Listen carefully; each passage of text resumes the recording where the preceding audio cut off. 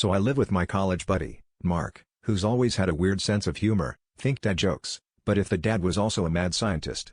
Last month, I noticed my spatula had disappeared and in its place was a rubber duck sitting smugly in the utensil drawer. I chalked it up to Mark being Mark, and just grabbed a fork instead. But over the next week, more and more of my kitchen tools started mysteriously vanishing, only to be replaced by rubber ducks. Need a whisk? Sorry, only a quacking yellow friend here. Looking for tongs? Hope you like plastic waterfowl. At first, I thought maybe I was losing my mind or had developed an incredibly specific form of kitchen amnesia. But one night, as I went to make pasta, I opened the pot cupboard and found a rubber duck the size of a small dog staring up at me.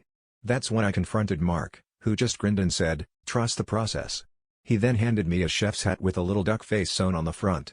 I was more confused than ever, but decided to let it ride. After all, it's not every day your roommate orchestrates a duck coup in your kitchen.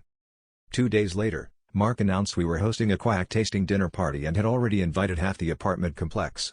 Guests arrived dressed in yellow and orange, and every course was duck-themed: duck-shaped bread rolls, duck egg omelets, and what I can only describe as a dessert called duck à la mousse, which was just chocolate pudding in a hollowed-out rubber duck.